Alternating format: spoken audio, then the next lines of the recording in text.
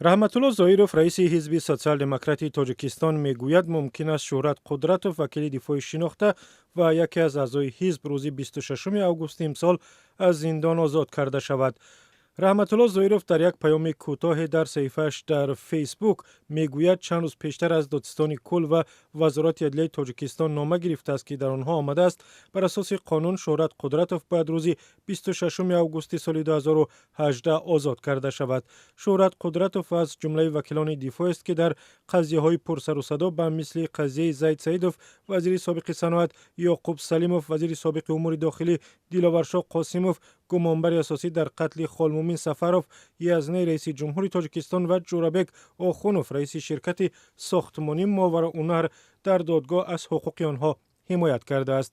раҳматулло Зоиров рӯзи 21 январ дар саҳифааш дар фейсбук навишт: ҳамчун раиси ҳизби сотсиал-демократ ва ҳуқуқшинос бо хулосаи вазорат ва додистонӣ дар бораи озод накардани Шӯҳрат Қудратов розӣ нест, чун ин хулосаҳо на танҳо баҳснок, балки комилан беасос мебошанд.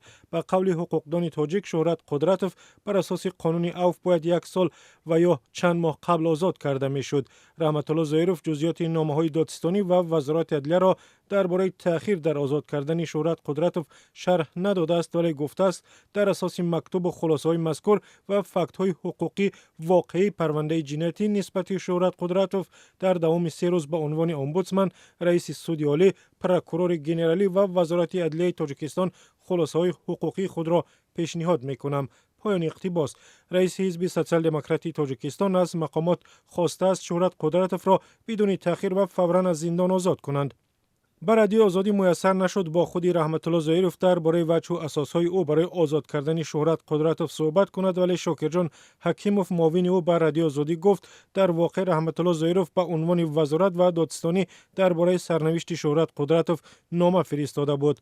خود زویروف در گذشته گفته است که شوهرت قدرتوف باید بر اساس قانون عفو سال 2017 آزاد میشد، اما نام او را به فهرست عفو شونده ها به مناسبت 25مین سالگرد استقلال داخل نکردند.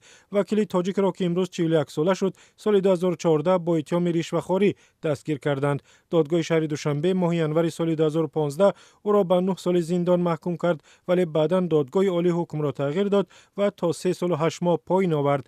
بسیاری از حامیان حقوق و طرفدارانش میگویند شوهرت قدرتوف را که با لحن تند از عملکردهای حکومت انتقاد میکرد برای دیگراندیشیش به زندان انداختند. سازمانهای بین المللی حامی حقوق و از جمله پارلمان اروپا هم از مقامات تاجیکستان خواستند که شوهرت قدرتوف را از زندان آزاد کنند.